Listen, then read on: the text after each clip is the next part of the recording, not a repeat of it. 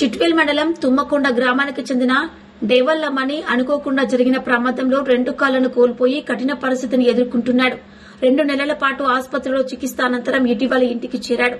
విషయాన్ని తెలుసుకున్న ప్రభుత్వ రైల్వే కోడూరు శాసనసభ్యులు అరవ శ్రీధర్ మరియు రైల్వే కోడూరు నియోజకవర్గ TDP party in-charge, Kadapa urban development authority chairman Mukka Rupanandireddy గారి సతీమణి ముక్క వరలక్ష్మి ఆయన నివాసానికి వెళ్లి పరామర్శించారు.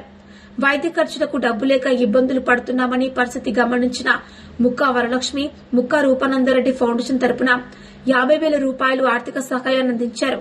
సందర్భంగా ఆమె మాట్లాడుతూ ముక్క ఫౌండేషన్ ఎల్లప్పుడూ ప్రజలకు తోడ్పాటు అందించడానికి సిద్దంగా ఉంటుందని, అవసరమైన వారిని ప్రోత్సహించడం తమ సామాజిక బాధ్యతగా భావిస్తున్నామని తెలిపారు.